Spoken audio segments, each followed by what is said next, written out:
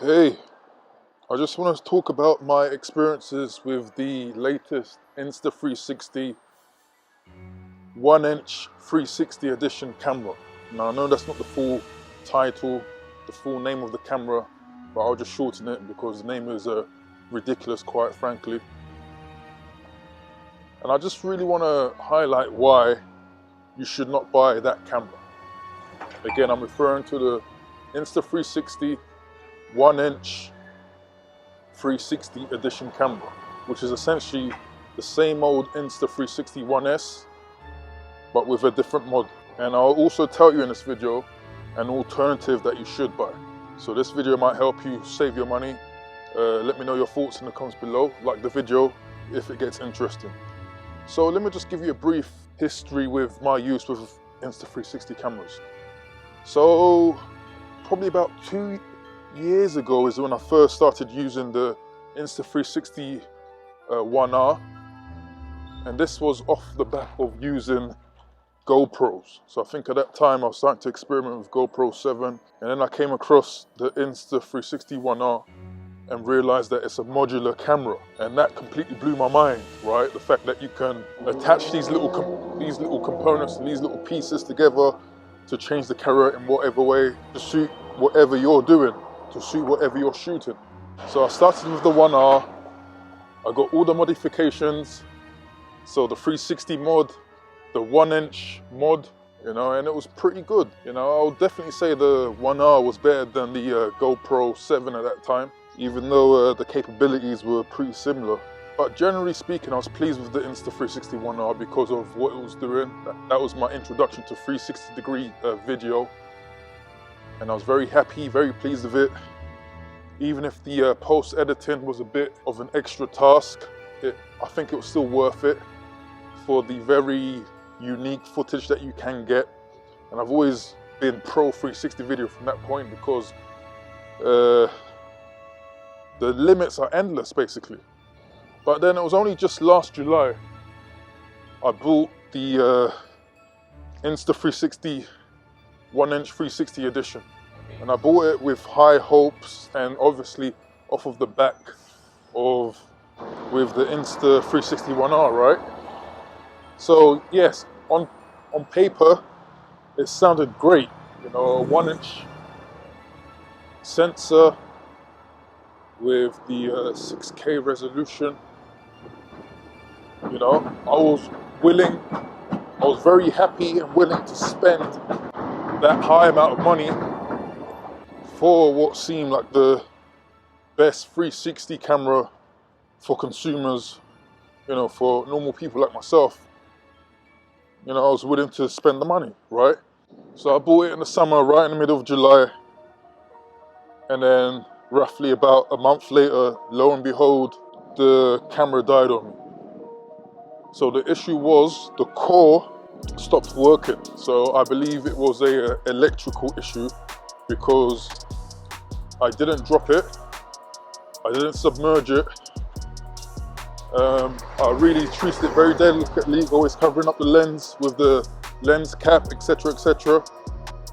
It must have been an electrical issue because just one night after charging, it just stopped working. I always kind of felt like the core on the One S, on the One RS for this 1 inch edition was quite flimsy anyway. So I always kind of thought that, yes, this core was probably not too native to the 1 inch edition, right? So in August, again, roughly a month after buying it, it caved up on me. And I was attempting to get it repaired, but then the process was very, to be fair, the customer service was pretty good. I mean, they were pretty responsive in emails, but the process for me, as someone who lives in the UK, was to send it back all the way to Hong Kong, which for me just wasn't feasible. It's going to take roughly 4 to 6 weeks to get to complete the process, to get my replacement core. So I sold it for parts, and to be honest, at that point, I just lost hope with regards to Insta360 because I think I spent almost £900 on that camera, and it came with a little selfie stick. I also got it with the mic adapter, and the invisible mic holder, right? So as a set, so that was coming up to £900, and for it to just break just like that was very disappointing. So at that point, I was willing to give up on the 360 cameras, but then I turned to another camera, right? But let me at least give you the pros and cons of that 1-inch edition camera. I mean, the one pro that I got from that camera was that, yes, under low light situations, it was the superior camera.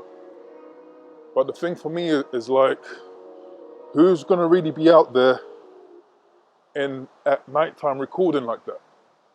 You know, especially if you're used to action orientated stuff. There are far better cameras for low light situations than a 360 camera with 6K. The only time I can think of is maybe when it's winter, you know, and it's darker for longer, etc. And you know, yes, sure, but for me anyway, in the summer, I just think that Pro was not worth it, because when you compare both footage between 6K 360 and 5.7K 360, which was featured in the 1R, the difference is not that big, it's not that substantial, you know. And for this camera, the cons far outweigh the Pro. And the cons of this camera, of the Insta360 1-inch edition, is that it's very heavy, you know. So if you're used to using these smaller cameras for GoPro style action footage, it's not going to be easy to use, because, for example, I did a video where I will station the camera on my bike, on my handlebars, my motorbike, and it kept wanting to flop, and that's because it was too heavy. And with it, it's too big. The lens is too big as well, so it's going to be easy for you to hit things, and of course, eventually in use, it's going to be scratched, and that's going to be another expense, replacing that 1-inch lens. You know, the camera is also very visible.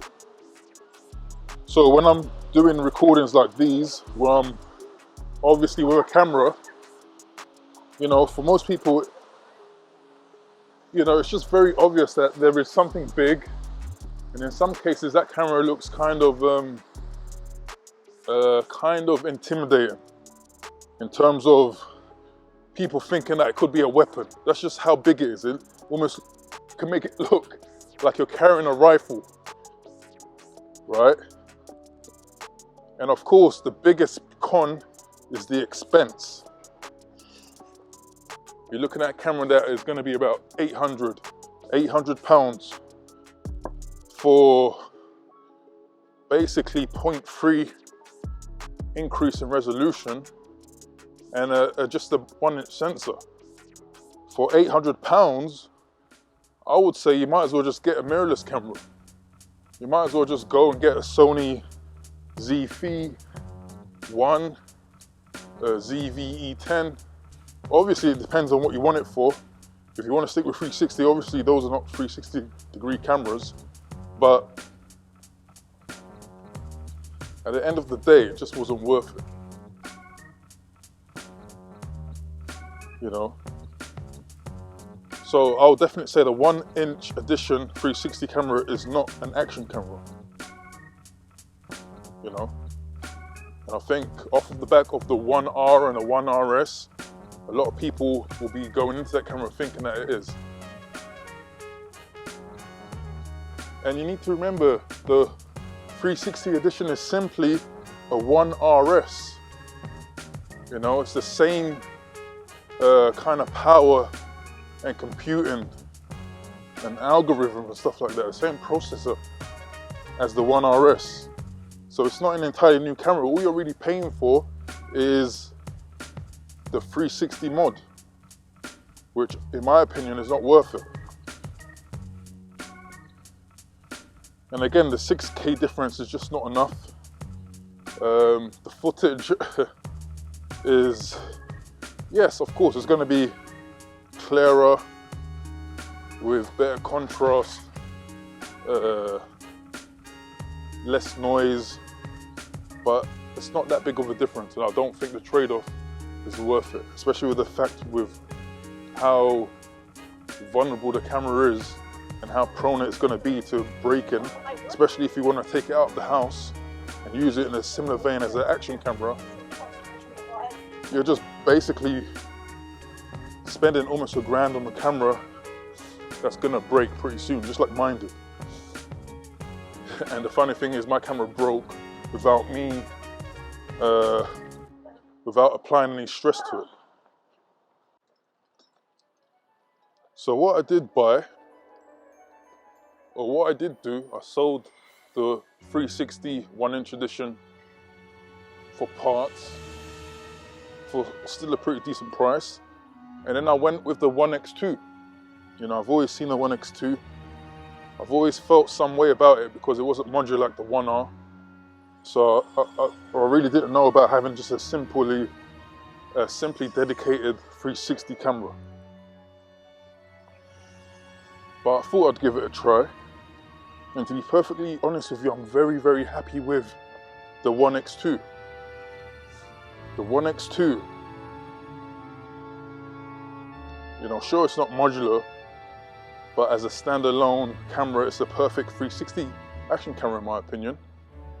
It's light, it's sleek, it's all in one piece. There's a smaller lens, so less impact, and you can submerge it to, I believe, about 10 meters.